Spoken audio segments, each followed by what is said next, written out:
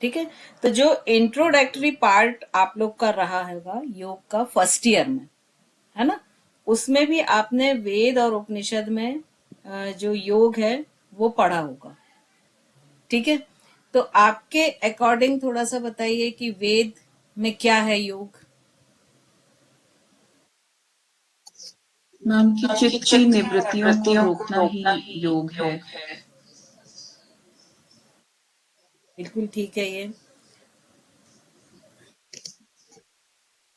तो जो वेदों में योग है उसमें बहुत, हर एक वेद में एक डिफरेंट तरह की डेफिनेशन दी है। और वेद के जो वेदों में जो योग के पार्ट होते हैं, जैसे अष्टांग योग है, पंचकोश हैं, और 3 अवस्थाएं हैं या 4 अवस्थाएं हैं, त्रिशरीर हैं, इन सब का भी अलग अलग वेदों में अलग अलग तरह से वर्णन मिलता है। ठीक है। फिर उपनिषद क्या है बताएं। मैम जिसे कहते हैं कि वेद तो मेन हो गए, सबसे पहले लिखे गए थे, तो उपनिषद उसके बहुत बाद में लिखे गए थे और वो थोड़े सरल भाषा में लिखे गए हैं, वेदों के ऊपर ही है, पर उसका शायद जिस्ट है देखिए उपनिषद। जब क्वेश्चन वेद मतलब जब जो पूछते हैं अपने गुरु से, शिष्य ने जो जो क्वेश्चन पूछे उसके अकॉर्डिंग उपनिषद के नाम हो गए बिल्कुल। उसमें वार्तालाप। वर्णन। तो यहाँ पे देखिए हम ऐसे समझ सकते हैं कि जो बेस है वो 4 पिलर क्या है, वेद हो गए, है ना। अब पहले क्या था, श्रुति स्मृति के आधार पर अध्ययन चलता था। मतलब गुरु उपदेश देता था और शिष्य उसको याद कर लेता था। अब ये जो प्रोसेस बहुत सालों तक चली, मतलब कई पीढ़ियों तक ये प्रोसेस चली। अब जब कई पीढ़ियों तक ये प्रोसेस चली तो हर बार क्या हुआ कि जो गुरु ने उपदेश दिया और शिष्य ने याद किया, उसमें कमी आती गई, क्योंकि 100% कोई भी नहीं कर सकता है। पहली पीढ़ी ने मान लीजिए 2% स्किप कर दिया तो 98% ज्ञान रह गया। फिर दूसरी पीढ़ी, तो ऐसे लंबे समय तक ये प्रोसेस हुई। फिर जब बहुत लंबे समय तक ये प्रोसेस हुई तो फिर ये प्रोसेस सोची गई कि इसको स्क्रिप्टेड कर दिया जाए, इसको कहीं लिख दिया जाए। ठीक है। अब वो लिखने में क्या था, पहले वो पत्तों पे लिखा जाता था, तो वो एक लंबा प्रोसेस था, तो पूरे वेदों को लिखा जाना उस समय संभव नहीं था। तब उस समय क्या हुआ कि गुरु ने शिष्य को अपने पास बिठा के और छोटी छोटी यूनिट्स में, छोटी छोटी इकाइयों में ज्ञान देना शुरू किया। तो जैसे एक गुरु के मान लीजिए 50 शिष्य हैं, तो वो उन्होंने एक वेद को 50 टॉपिक लिए और वो 50 टॉपिक को, एक एक टॉपिक को अपने पास अपने शिष्य को बिठा के और उस टॉपिक को पूरा समझाया और फिर उसको उसने लिखने बोला। ठीक है। तो फिर उस शिष्य ने उसको लिखा, तो ये क्या हो गए, उपनिषद। तो उपनिषद क्या हो गए कि जो वेद से ही निकले हैं, वेद का ही अंश है, लेकिन वेद का कोई एक पार्ट है। एक उपनिषद में पूरा एक वेद नहीं मिलेगा, है ना। और उपनिषद का मतलब ही होता है कि पास बैठ के अध्ययन कराना। तो ये चीज आप लोग को क्लियर हो गई एकदम। तो जो ज्ञान हमें वेदों में मिलेगा वही उपनिषद में मिलेगा, क्योंकि ये वेद से ही निकले हुए हैं। हाँ, इसमें कुछ एक्स्ट्रा कैसे मिलेगा कि जब मान लीजिए गुरु ने शिष्य को कोई एक टॉपिक समझाया, तो उस शिष्य के मन में बहुत सारे क्वेश्चन आए और उस क्वेश्चन को उसने गुरुजी के सामने लिखा और उन्होंने फिर उसे समझाया। तो कई बार वो समझाने के लिए जो पहले की थोड़ी भाषा क्लिष्ट थी वो धीरे धीरे क्या होती गई, सरल होती गई, कि सभी उसको समझ सके। ठीक है। तो ये वेद और उपनिषद हैं। तो अगर वेदों में योग का वर्णन है तो उपनिषद में भी होगा 100%। ठीक है। और फिर कुछ उपनिषद ऐसे हुए, जैसे मैंने आपको बताया कि एक एक टॉपिक दिया, तो कुछ उपनिषद ऐसे हुए जो पूरी तरह योग पर आधारित थे, या जिनमें मैक्सिमम जो उसके अंदर का पार्ट था वो क्या था, योग का था। ठीक है। तो ऐसे अलग अलग वेद और उपनिषद हुए। अब हम इसको देखते हैं थोड़ा सा पीपीटी में।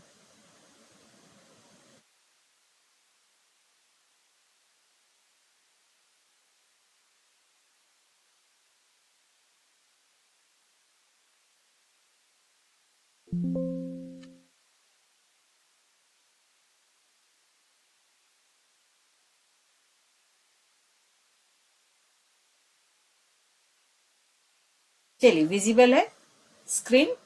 ओके। तो हम अब देखते हैं कि ये वेद उपनिषद आखिर हैं क्या। तो पहले उपनिषद देखते हैं। तो उपनिषद बेसिकली क्या है? फिलॉसफी, जिसमें पूरा भारत का दर्शन मिलता है, वो ग्रंथ है। और इसमें जो वेदों का अंतिम अंश है, मतलब जो अंतिम बार श्रुति स्मृति के द्वारा कहा गया, सुना गया और फिर उसे लिपिबद्ध किया गया, वो उपनिषद हो गए।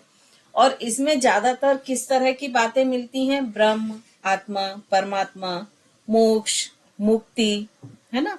और यहाँ पर उपनिषद, उपनिषद का अर्थ क्या है? उप मतलब निकट बैठना, निषद मतलब नीचे, और सद मतलब बैठना। तो निकट नीचे बैठकर अध्ययन करना। तो इसका मतलब क्या हो गया कि कोई भी गुरु अगर हम ले तो उसका शिष्य हमेशा क्या होगा? उससे उसके पास बैठेगा और नीचे बैठ के अध्ययन करेगा। तो इस तरह से इनका नाम उपनिषद पढ़ा। और इसमें क्या होता था? कोई भी गुरु अपने निकट शिष्य को बैठाकर और जो भी आत्मा, परमात्मा, ब्रह्म, दर्शन, चेतना, मुक्ति, मोक्ष, इन सब के बारे में उसे जो पूरा ज्ञान है उसे वो अपने शिष्य को देता था और वो शिष्य उसे लिपिबद्ध करता था। अब इसका मुख्य अर्थ क्या है उपनिषद का? उपनिषद का अर्थ है गुरु और शिष्य की परंपरा, मतलब गुरु अपने पास बैठा के अपने शिष्य को समझाना। इसका मूल अर्थ क्या है कि जितने भी ऐसे कोई रहस्य और गुप्त विद्याएं हैं उनको अपने शिष्य को समझाना या अपने शिष्य को देना। और इसका जो फिलोसॉफिकल फोकस क्या था कि जितनी भी बाहरी पूजा पाठ है, आंतरिक जितनी भी क्रियाएं हैं जो कि किसी भी आत्मा परमात्मा को समझने के लिए या आंतरिक ज्ञान को बढ़ाने के लिए की जाती हैं, उन सब का अपने शिष्य को विस्तृत वर्णन करना। और इसकी कोर थी, मतलब मेन सब्जेक्ट ये क्या था कि बस ये समझाना कि जो हम में चेतना है, व्यक्ति में चेतना है, वो व्यक्तिगत चेतना है। और जो पूरे ब्रह्म में, ब्रह्मांड में चेतना है वो कैसी है? सार्वभौमिक चेतना, या इसको समिष्टि चेतना भी कहते हैं। तो जो व्यष्टि चेतना मतलब व्यक्तिगत चेतना है, इसको समिष्ट चेतना में मिला देना। हम ऐसा मानना कि हम वो जो समिष्ट चेतना है उसका ही एक पार्ट है। इसको कैसे कई कई दर्शनों में इस तरह से बताया है कि जैसे जब आग जलती है तो वो जो आग की लपट है वो क्या है? समिष्ट चेतना है। और उससे जो चिंगारियां बाहर की ओर निकलती हैं वो व्यष्टि चेतना है। और अगर वो चिंगारी बाहर निकल के धीरे धीरे बाहर की तरफ जाती जाए तो एक समय के बाद क्या होगी? वो बुझ जाएगी, राख बन जाएगी। वो व्यष्टि चेतना का अंत है, जो हम कह सकते हैं कि मानव का जन्म और मरण। और अगर किन्हीं कारणवश वो चिंगारी वापस उसी लौ में मिल जाए तो वो वापस उतनी ही तेज, उतनी ही प्रबल और उतनी ही जीवित हो जाएगी। तो ये क्या है? व्यष्टि चेतना का समिष्टि चेतना में मिल जाना। ये टर्म्स क्लियर हो गए क्योंकि ये बार बार उपनिषदों में आएंगे। अब इसमें ट्रेडिशनल क्या क्या है? ज्यादातर जो माने गए हैं उपनिषद वो कौन कौन से मेन है? कठ उपनिषद। तो कठ उपनिषद में क्या है? जो यमराज हैं, मृत्यु के देवता, वो नचिकेता को ज्ञान दे रहे हैं। नचिकेता जो है वो उनसे एक यंग प्यूपिल है नचिकेता, और वो उनसे क्वेश्चन पूछ रहा है जन्म के बारे में, मृत्यु के बारे में, आत्मा के बारे में, अमरता के बारे में, और अपनी चेतना को परम चेतना में मिला देने की। तो वो एक कहानी के रूप में पूरी कठ उपनिषद में वर्णन है। और चूंकि इसमें ये आत्मा, मृत्यु, अमरता, इन पूरे स्वरूप का उसमें ज्ञान दे रहे हैं, तो ये जो गुप्त विद्याएं हैं इनसे रिलेटेड ये पूरी किसमें मिलेंगी? कठ उपनिषद में। फिर मांडूक्य उपनिषद आते हैं। तो यहाँ पर आत्म साक्षात्कार के लिए कि कैसे अपनी आत्मा को जाने, पहचाने, उससे मिले, उसके लिए ये उपनिषद बहुत अच्छा माना जाता है। और इसमें चेतना की 4 अवस्थाओं का वर्णन किया है। कौन सा है 4 अवस्थाएं चेतना की?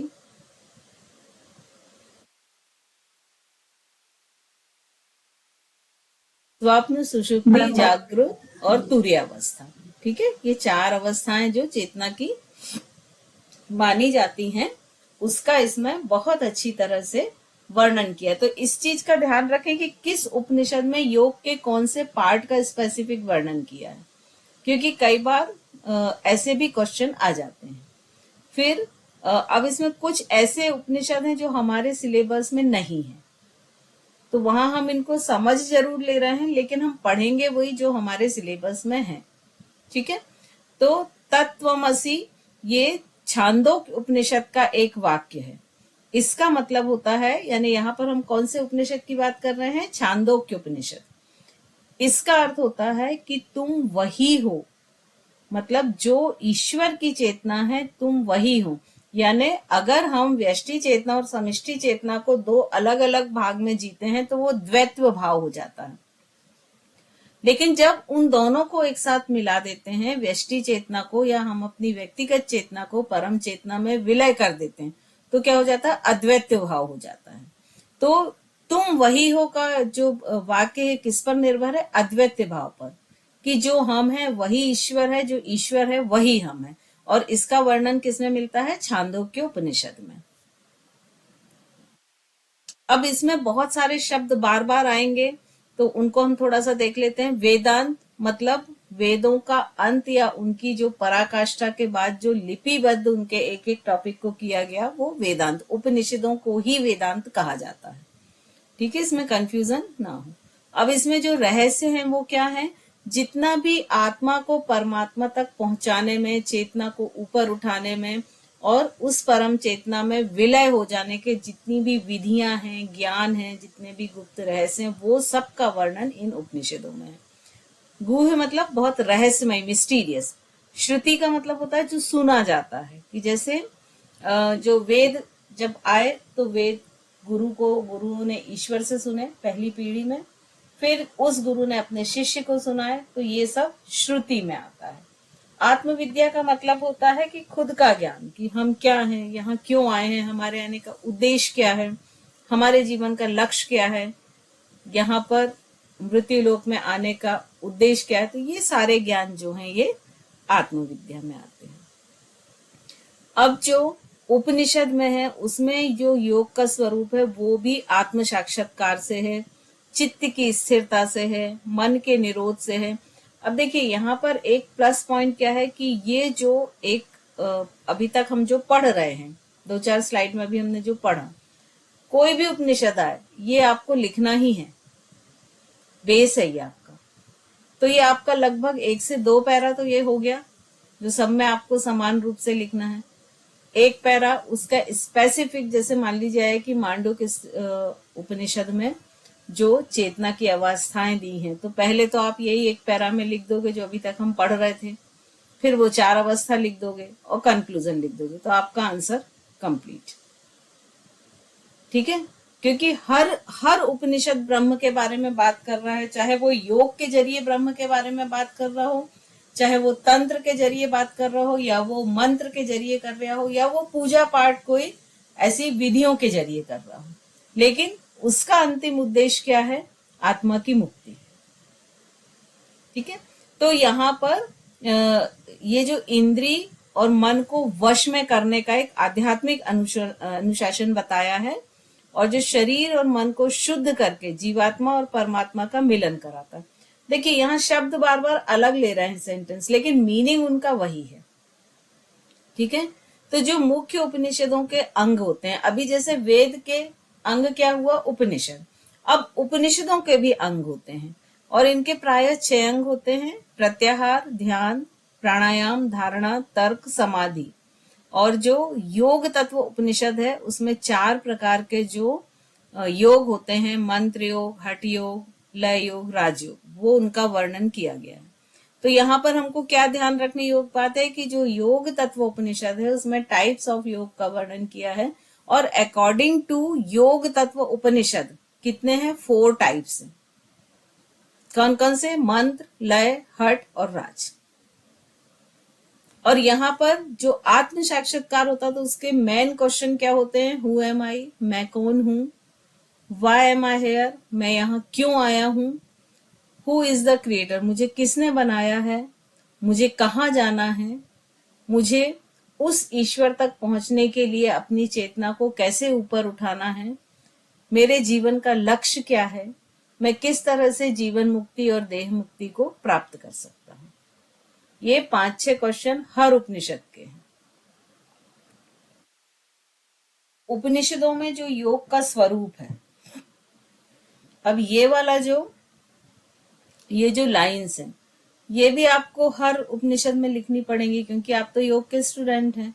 तो आपको हर उपनिषद का जो पॉइंट है वो योग के पॉइंट ऑफ व्यू से ही पूछा जाएगा, है ना, कि योग का क्या है। तो आपको ये लाइंस भी हर में लिखनी पड़ेंगी कि परिभाषा क्या है।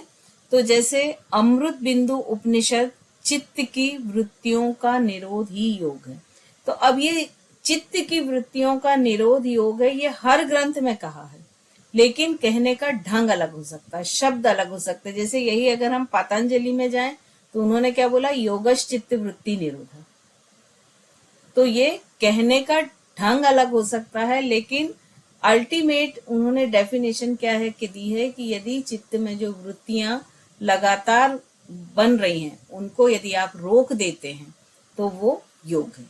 फिर इसका उद्देश्य क्या है, हर जगह में योग का उद्देश्य क्या है, वो किसी भी टाइप का योग हो, उसका उद्देश्य क्या है कि इंद्रिय विषयों से मन को हटाना, मन और प्राण को ऊपर उठाते हुए परमात्मा के साथ जोड़ देना।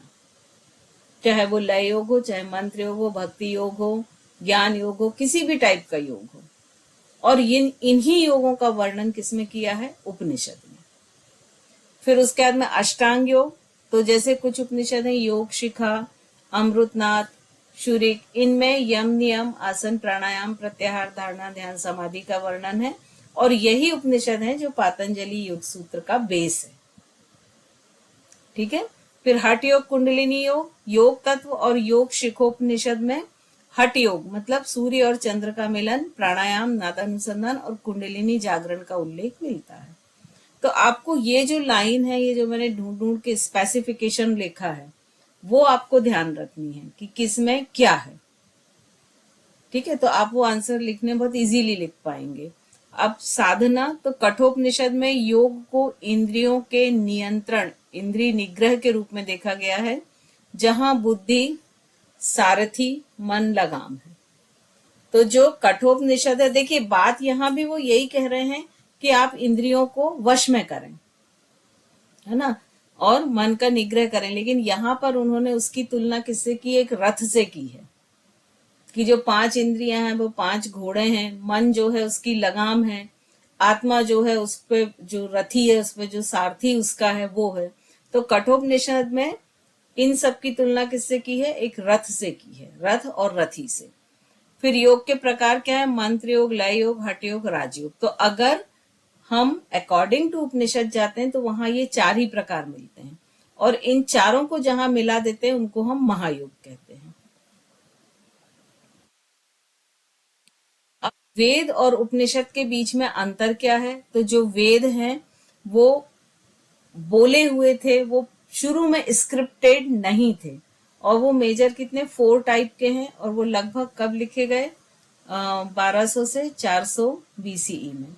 वहीं उपनिषद क्या है, पूरा जो वेदों का दर्शन है, डिटेल है, वो उपनिषद में आया है। ये भी 12 कई में 18 मैन उपनिषद माने जाते हैं, और ये 700 से 400 बीसीसी में लिखे गए हैं। अब वेद और उपनिषद अलग अलग विरोधी नहीं है, वो एक ही परंपरा को मानते हैं, उनकी परंपरा एक है, उनकी शिक्षा एक है, उनकी विधियां एक हैं, सब कुछ एक है। और ये हिंदू धर्म के एक ही मूलभूत भंडार से, जिसको श्रुति कहते हैं, कि जो सुना हुआ ज्ञान है उसका ही पाठ है। और ये जो वेद के उपनिषद जो है, वेद में जो भी ज्ञान है उसका ही प्रतिनिधित्व करते हैं। तो यहाँ पर किस तरह से हुआ कि जो कोई भी एक रिलीजन, वेद शुरू हुआ, वेदों को पहले श्रुति और स्मृति में कन्वर्ट हुआ। श्रुति में जो वेद थे वो, और जो स्मृति में जो वेद हैं, तो जो श्रुति पार्ट था उससे उपनिषद बने। ये उपनिषद के पार्ट हैं, यहाँ पर ये उपनिषद है, वेद नहीं है एक्चुअली। ठीक है, ये जो व्हाइट से लिखा है ये उपनिषद है, ये गलत लिखा है। तो श्रुति से उपनिषद बना और उपनिषद के भी 4 पार्ट हुए, जिसमें संहिता, ब्राह्मण, आरण्यक और उपनिषद, ये 4 पार्ट इस तरह से इसके बने। ऐसे ही स्मृति से स्तोत्र और पुराण वगैरह बने, जैसे रामायण, मनुस्मृति, महाभारत, श्रीमद् भगवद गीता, ये सब कहाँ है? स्मृति से है। ठीक है, मतलब श्रुति और स्मृति में फर्क क्या हो गया? श्रुति मतलब जो व्यक्ति एक गुरु सुना रहा है, शिष्य सुन रहा है और उसको लिपिबद्ध कर रहा है। लेकिन स्मृति में क्या है कि गुरु ने कभी किसी शिष्य को सुनाया, शिष्य ने बाद में कभी उसको अपनी स्मृति, अपनी मेमोरी के आधार पर उसको लिपिबद्ध किया। ठीक है, जैसे गीता का ज्ञान जब वो दे रहे थे कृष्ण भगवान, तब लिपिबद्ध नहीं किया गया है। उस समय तो सिर्फ अर्जुन ने सुना है, वो क्या हो गया? श्रुति हो गया। फिर अर्जुन ने उसको याद करके या उसने अपने कोई जो शिष्य और उसके वो होंगे उनसे लिखवाया, वो स्मृति के आधार पर लिखा गया है। ठीक है, जैसे मैं अभी बोल रही हूँ और मैं आपको बोलूं नोट डाउन करो और मैं आपको लिखवाऊं, तो वो क्या हो जाएगा? श्रुति। और मैंने पूरा लेक्चर दे दिया, फिर उसके बाद बोला कि अब आपको जो जो याद है आप उसको लिख के और एक अपना नोट्स बना लीजिए, तो वो क्या हो जाएगा? स्मृति। फर्क समझ में आ गया दोनों में? और यस मैम, जो पुराण है मैम, पुराण को भी स्मृति में लिया हुआ है, क्योंकि एक तरीके से महाभारत भी तो पुराण ही है। हाँ, ये सब अलग से स्मृति पुराण में, एक दिया हुआ है। ये सब स्मृति में है, क्योंकि महाभारत को भी क्या है? वेद व्यास ने अपनी स्मृति से सुनाया है और ऐसा मानते हैं कि गणेश जी ने उसको लिखा है, तो वो स्मृति के बेस पे। ठीक है, अब इन दोनों को अपन समझने के लिए कैसे समझते हैं कि इनका जो कंस्ट्रक्शन है, इनकी जो रचना है, तो जो वेद का अंतिम भाग हो गया वो वेदांत हो गया, जिसे उपनिषद कहा गया। इसी वेदांत को उपनिषद कहा जाता है। और वेदांत का मतलब क्या होता है? वेद प्लस अंत, मतलब वेदों का अंत, जहां पर ये जो वेदों से जो शिक्षा मिली उसका वो अंतिम भाग है। फिर वैदिक साहित्य का विभाजन, तो एक वेद के 4 भाग होते हैं, संहिता, ब्राह्मण, सॉरी यहाँ शायद मैं गलत आपको बोल गई हूँ, उपनिषद नहीं, वेद के ही होते हैं 4 भाग। संहिता मतलब जिसमें मंत्र और भजन होते हैं, ब्राह्मण मतलब अनुष्ठान होते हैं, आरण्यक के मतलब ध्यान होता है, और उपनिषद मतलब दर्शन होता है। ये किसी भी वेद ये 4 भागों में बटा रहता है। और इसमें जो पूर्ववर्ती भाग है, मतलब संहिता और ब्राह्मण, इसमें कर्म कांड होते हैं, चूंकि पूरे अनुष्ठान होते हैं तो अनुष्ठान से संबंधित होने के कारण इन्हें कर्म कांड भी कहा जाता है। और बाद वाले जो 2 पार्ट होते हैं जिसमें ध्यान और दर्शन होता है, जो आरण्यक और उपनिषद है, इसे ज्ञान कांड भी कहा जाता है। तो हर वेद अगर देखा जाए तो पहले तो 2 भाग में डिवाइड है, कर्म कांड और ज्ञान कांड में। फिर कर्म कांड फिर से 2 भाग में बंटता है, संहिता और ब्राह्मण, और ज्ञान कांड 2 भाग में, आरण्यक और उपनिषद। फिर इनका रिलेशन क्या है? तो यदि ऐसे हम देखें तो इन्होंने माना है कि वेद एक पूरा विशाल वृक्ष है और उसमें से जो फल लगे हुए हैं तो वो एक एक फल एक एक उपनिषद है। फिर अगर बाहर से अंदर की ओर देखें तो वेद में जितने भी बाहर के अनुष्ठान हैं उन सब पर वेद बहुत बल देता है, लेकिन जब उपनिषद लिखे गए तो उनमें जो आध्यात्मिक चिंतन है, ध्यान है, उस पर ज्यादा ध्यान दिया गया, क्योंकि ये आरण्यक के ध्यान के बाद उपनिषद पाठ आया है ना। तो जब ध्यान के बाद उपनिषद आया तो उस व्यक्ति की जो चेतना थी वो आंतरिक जगत में आ गई थी, और वहां पर फिर उन्होंने आध्यात्मिक चिंतन पर ध्यान केंद्रित करके उपनिषदों को लिखा है। और उपनिषदों में दर्शन का ज्यादातर वर्णन है, जबकि दर्शन वेद का एक भाग है, उसमें कर्म कांड भी है, मंत्र भी हैं, बहुत सारी चीज है। तो वेदों का एक भाग दर्शन है, लेकिन उपनिषद पूरी तरह दर्शन पर ही डिपेंड है। और ये जो वेद जो थे वो बहुत, उनकी भाषा बहुत क्लिष्ट थी और बहुत प्रतीकात्मक भी लिखे गए थे, तो जिन सबको बहुत सरल भाषा में और प्रैक्टिकली जो लैंग्वेज है जो सब समझ सके उसमें कन्वर्ट करके उपनिषद लिखे गए हैं। फिर इनकी विषय वस्तु में क्या अंतर है? जो वेद है वो कर्म और अनुष्ठान पर केंद्रित हैं, जबकि जो उपनिषद हैं वो ज्ञान और ध्यान पर केंद्रित हैं। फिर इनकी रचना काल भी अलग अलग है दोनों की। जो वेदों की है वो 1200 से 400 ईसा पूर्व, और कुछ उपनिषद हैं जो वो 700 से 400 के ईसा पूर्व हुए और कुछ उसके बाद हुए हैं।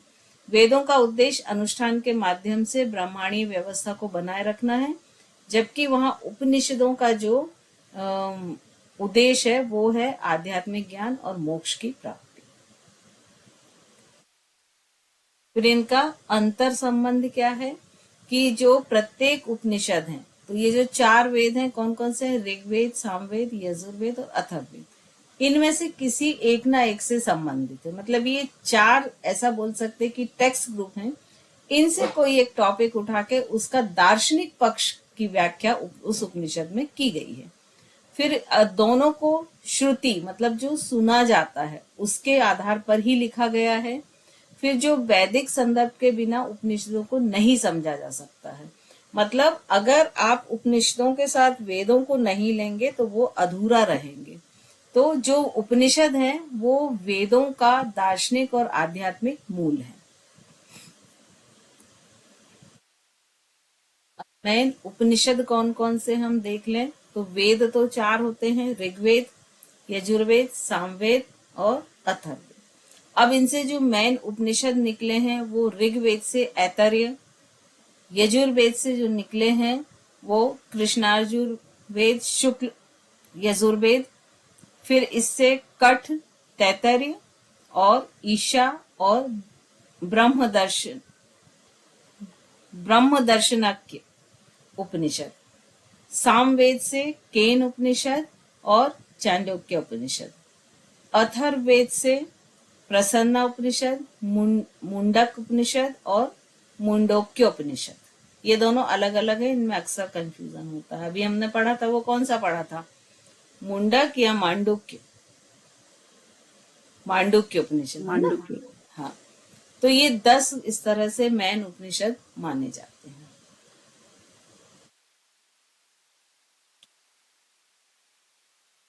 ये जो उपनिषद है मेन, ये बहुत अलग अलग ग्रंथों में अलग अलग माने जाते हैं। कुछ 10 को मेन मानते, कुछ 12 को मानते, कुछ 15 को, कुछ 18 को। ठीक है, तो इस तरह से अलग अलग जगह अलग अलग वर्णन मिलता है। और लेकिन हर का जो उपनिषद है उनका दर्शन ही मूल है, और हर में ब्रह्म, आत्मा और मोक्ष ये 3 चीजों के बारे में ही मिलता है। हर उपनिषद जो है वो श्रुति पर डिपेंड है। और ईश, कैन, ये कथा नहीं है, कठ है ना। कठ, प्रश्न, मुंडक, मांडुक्य, तैतरी, ऐत्रेय, छंदोक और बृहदारक, ये मेन उपनिषद माने जाते हैं। अब ये जो उपनिषद है जिसका अर्थ क्या होता है कि भक्ति पूर्वक पास नीचे बैठकर अध्ययन करना। वेदांत मतलब होता है वेदों का सार, जो अनुष्ठान और संहिता और कर्मकांड के बजाय ज्ञान कांड पर है। मतलब जिसमें ध्यान और दर्शन की बात की जाती है। फिर 10 या 11 प्रमुख हैं, जैसे बहुत अधिक सारे 100 से अधिक ग्रंथ हैं, लेकिन इनमें जो प्रमुख माने जाते हैं वो बृहदारण्यक, चांदोक्य, ऐत्रेय, तैत्तिरीय, ये कुछ गलत लिखा है, एक है कैन, कथा, कठ है ये भी, प्रश्न, मांडुक्य, श्वेत तारा। इसमें एक श्वेत तारा को अलग से जोड़ा गया है। ईशा है वो, एक नहीं है वो, ईशा 5वां जो है वो ईशा उपनिषद है।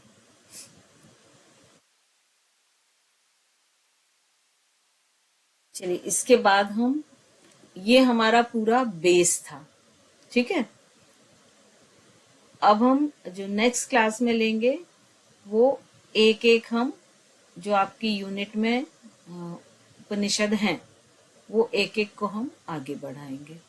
तो यहाँ तक अभी हमने जो पढ़ा उसका सार ये था कि वेद क्या है, उपनिषद क्या है, किस तरह से वो बने हैं, उनमें किन चीजों का, उनकी विषय वस्तु क्या है, कंटेंट क्या है उनका, जो कि आपका इंट्रोडक्शन लिखने में 5 यूनिट में काम आएगा। ठीक है।